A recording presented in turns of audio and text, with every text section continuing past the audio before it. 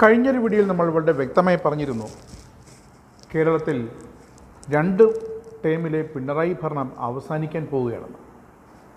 തൊട്ടു പിന്നാലെ UDF സർക്കാർ അധികാരത്തിലെത്തുമെന്നും നമ്മൾ വ്യക്തമായി ചൂണ്ടിക്കാട്ടിയിരുന്നു.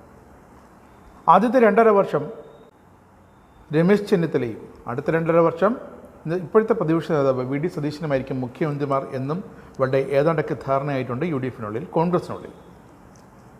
ഇനി അടുത്തതറിയേണ്ടത് കേരളത്തിൻ്റെ പ്രതിപക്ഷ നേതാവ് ആരാകുമെന്നാണ്. ഇപ്പോഴത്തെ കാവൽ മന്ത്രിസഭയുടെ മുഖ്യമന്ത്രി പിണറായി വിജയൻ നേരത്തെ തന്നെ പ്രഖ്യാപിച്ചിരുന്നു പ്രതിപക്ഷ നേതാവാകാൻ തന്നെ കിട്ടില്ലെന്ന്. കാരണം അതൊരു ഏകാംഗ പവറാണ്, ഒരൊറ്റ ക്യാബിനറ്റ് പോസ്റ്റാണ് പ്രതിപക്ഷത്തിന് ലഭിക്കുക. പ്രതിപക്ഷ നേതാവ് കൊടിവച്ച കാറും ലൈറ്റും ഔദ്യോഗിക വസതിയുമൊക്കെ പ്രതിപക്ഷ നേതാവിന് മാത്രമാണ്.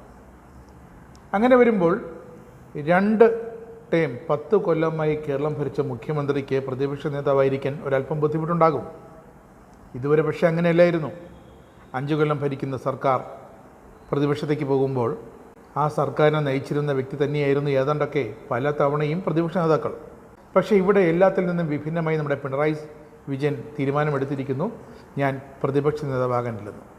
പകരം ആര് വരുമെന്നത് CPMനുള്ളിലെ കുഴക്കുന്ന ചോദ്യമാണ്. ഇപ്പോഴിതാ പിണറായിയുടെ 2ാം ഭരണം, തുടർ ഭരണം അത് സാധ്യമാകുമെന്ന് 5 വർഷം മുമ്പ് വ്യക്തമായി പ്രവചിച്ചൊരു വ്യക്തിയുണ്ട്, CP റാഷിദ്. റാഷിദിൻ്റെ പ്രവചനങ്ങൾ ഏതാണ്ടൊക്കെ കൃത്യമാകാറുണ്ട്. ഭാഗ്യവശാൽ അല്ലെങ്കിൽ നിർഭാഗ്യവശാൽ കഴിഞ്ഞ തവണയും അങ്ങനെ അത് സംഭവിച്ച് പിണറായി വിജയൻ തന്നെ കേരളത്തിൻ്റെ മുഖ്യമന്ത്രിയായി വീണ്ടും അധികാരത്തിൽ തുടർന്നു. കഴിഞ്ഞ ഏതാനും വർഷങ്ങളായി ഇന്ത്യയിലെ വിവിധ നിയമസഭാ തിരഞ്ഞെടുപ്പുകളിൽ കൃത്യതയാർന്ന പ്രവചനങ്ങളുടെ ശ്രദ്ധ നേടിയിട്ടുണ്ട് ഈ CP റാഷിദ്. പല രാഷ്ട്രീയ ചർച്ചകൾക്കും റാഷിദിൻ്റെ വിലയിരുത്തലുകളാണ് ഇപ്പോൾ രാഷ്ട്രീയ നേതാക്കൾ ഉപയോഗിക്കുന്നത്. റാഷിദിൻ്റെ ഏറ്റവും പുതിയ കണക്ക് പ്രകാരം UDF ഇത്തവണ ഭൂരിപക്ഷത്തോടെ അധികാരത്തിലെത്തും.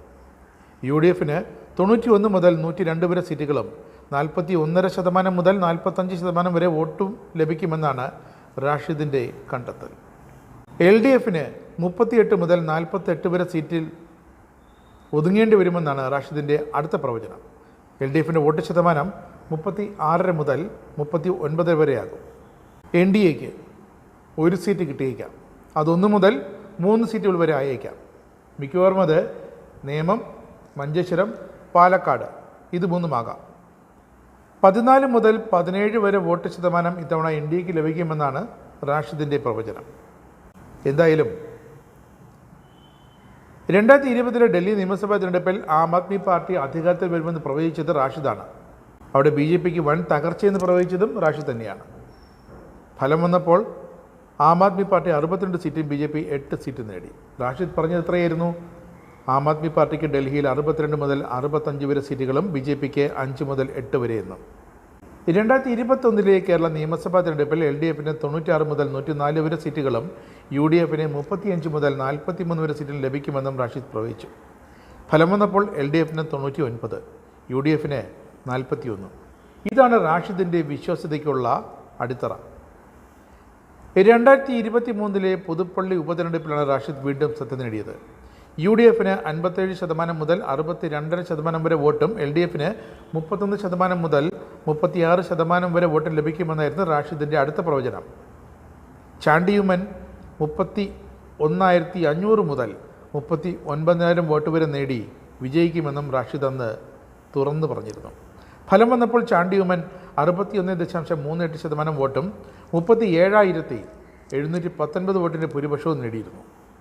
അങ്ങനെ വളരെ അതിശയിപ്പിക്കുന്നതായിരുന്നു റാഷിദിൻ്റെ കണക്കുകൾ. പരമ്പരാഗത പ്രീപോൾ സർവേകളെയും എക്സിറ്റ് പോളുകളെയും അപേക്ഷിച്ച് റാഷിദിൻ്റെ സമീപനം വ്യത്യസ്തമാണ്. സമൂഹ മാധ്യമ റിപ്പോർട്ടുകൾ, ട്രെൻഡുകൾ, പ്രാദേശിക രാഷ്ട്രീയ ഘടകങ്ങൾ, സ്ഥാനാർത്ഥികളുടെ വ്യക്തിഗത സ്വാധീനം, വോട്ടർ മനോഭാവം ഇതൊക്കെ സമന്വയിപ്പിച്ചാണ് റാഷിദിൻ്റെ പ്രവചനങ്ങൾ അവസാന ഘട്ടത്തിലേക്ക് എത്തുന്നത്. വലിയ ഡാറ്റാ സൈറ്റുകളെക്കാൾ ഗ്രൗണ്ട് റിയാലിറ്റിക്കാണ് റാഷിദ് മുൻതൂക്കം നൽകുന്നത്. അതുകൊണ്ട് തന്നെയാണ് ഇത്തവണത്തെ പ്രവചനത്തിന് കൂടുതൽ രാഷ്ട്രീയ പ്രാധാന്യമുള്ളത്. റാഷിദിൻ്റെ പ്രവചനം ഇത്തവണയും ശരിയെന്ന് തെളിഞ്ഞാൽ കേരളത്തിൽ രാഷ്ട്രീയ അധികാര കൈമാറ്റം ഉണ്ടാകും. LDFന് പിന്നാലെ UDF ഒരു തിരിച്ചുവരവ് നടത്തും. അതേസമയം NDAയുടെ വോട്ട് ശതമാനത്തിൽ ഉയർച്ച ഉണ്ടാകുമെന്ന റാഷിദിൻ്റെ പ്രവചനവും ശ്രദ്ധേയമാണ്. സീറ്റ് കുറഞ്ഞാലും വോട്ട് ശതമാനത്തിൽ വർധനവ് ഭാവിയിൽ വലിയൊരു രാഷ്ട്രീയ മാറ്റത്തിന് അടിത്തറയാകും. മുഖ്യമന്ത്രിയുടെ വ്യക്തിഗത ജനപ്രീതിയിൽ കനത്ത ഇടിവുണ്ടായിരുന്നതും ഒക്കെ റാഷിദിൻ്റെ പ്രവചനത്തിൻ്റെ സ്റ്റഡി മെറ്റീരിയലാണ്. CPM-ന് ശക്തമായൊരു നേതൃത്വത്തിൻ്റെ കുറവുണ്ട്. ഇപ്പോഴും പിന്തുണ കുറഞ്ഞു വരുന്നു. ഈ ഘടകങ്ങൾ എല്ലാം കൂടി ഇടത് രാഷ്ട്രീയത്തിന് മുന്നിൽ പുതിയ വെല്ലുവിളികൾ ഉയർത്തിയിരിക്കുന്ന പശ്ചാത്തലത്തിലാണ് 2026 കേരള നിയമസഭയിലേക്കുള്ള തിരഞ്ഞെടുപ്പ്. അതുകൊണ്ട് തന്നെയാണ് റാഷിദിൻ്റെ പ്രവചനത്തിന് പ്രസക്തി ഏറുന്നതും. LDF അല്ല, UDF തന്നെയാകും റാഷിദ് പറയുന്നത് പ്രകാരം ഇത്തവണ അധികാരത്തിലേക്ക് എത്തുക.